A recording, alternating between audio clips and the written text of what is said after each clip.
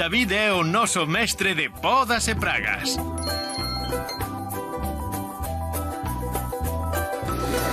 Ola, que tal? Aquí me tedes, tomando un descanso de tanto rozar hoxe coa desbrozadora. Seguramente que a moitos de vos toca de vez en cando darlle a máquina. Hoxe vou vos enseñar a como rozar cunha desbrozadora. E antes de operar, pois que non tedes nin idea, toma de boa nota dos materiais que nos van facer falta. Non teño nin idea, nin moita gana de coller unha rozadoira, non? Tomemos nota do que se precisa logo.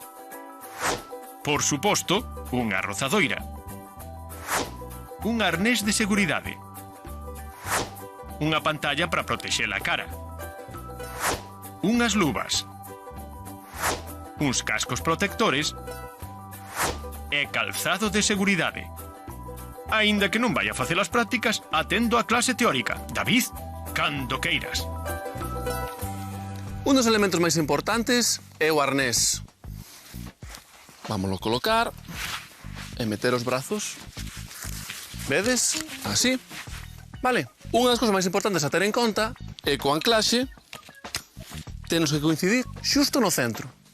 Se non nos coincidira no centro, para iso están estas correas que axustamos para fora ou para dentro, de maneira que isto nos ten que quedar xusto no centro. Logo o arnés nos ten que quedar ceñido, pero nin que nos aprete, nin que tampouco nos quede frouxo. Outra cousa a ter en conta é o ancoraxe da máquina, que nos ten que quedar xusto á altura do oso da cadeira, vale? Este ganchiño ten que estar xusto á altura do oso da cadeira. Unha vez que xa temos todo axustado, o arnés xa vale para usar. E, por suposto, as luvas. Outro elemento de seguridade é a pantalla protectora. A pantalla protectora leva unha especie de arnés para a cabeza, cada un xa sabe o tamaño de cabeza que ten. E ao final, axustamos hasta que quede ben apretado. E agora, só é baixar a pantalla.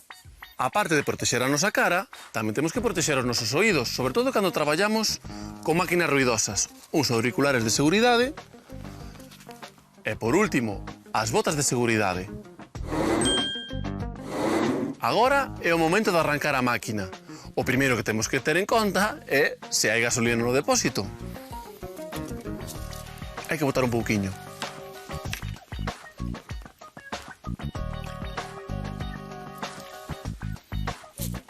E agora, aquí, no mando dereito, hai un botonciño de Start Stop, que se chama starter electrónico, e temos que poñer en posición de encendido. Despois, temos o cebador do motor do arranque, que hai que darlle hasta que a burbulla este completamente chea de combustible. E antes de arrancar, por suposto, a gasolina, lexos da máquina.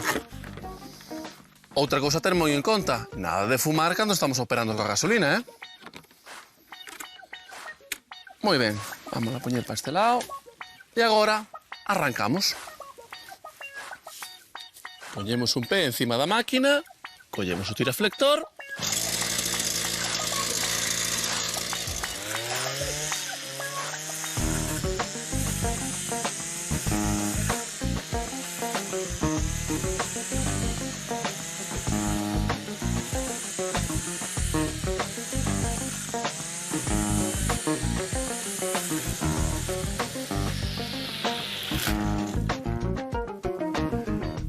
E ben, chicos, sabedes que isto é unha tarea ardua, pero ollo, non o podedes facer ao tolo. Vedes que eu teño a máquina perfectamente colocado no meu lateral, porque puxen ben o arnés, lembrades? Se puxera mal, ao mellor podía ter cruzada. A posición natural é tela xusto no lateral.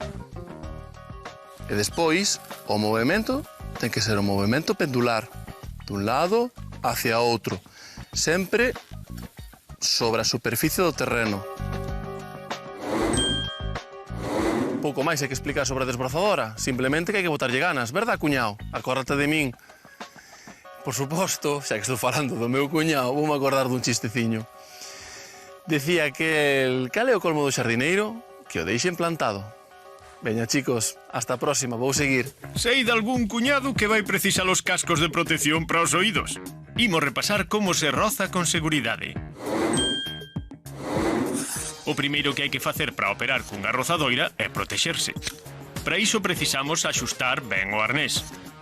Poñer unha pantalla, unhas luvas, uns cascos para os oídos e un calzado de seguridade. Despois temos que comprobar, lóxicamente, que teña gasolina e prendemos a rozadoira. Ollo, sempre lonxe do combustible. É moi importante que quede a rozadoira enganchada nun lateral á altura da cadeira. Chegaremos cun movimento pendular, sempre sobre a superficie do terreo. É doado, pero hai que botarlle gana. A que me falta a min.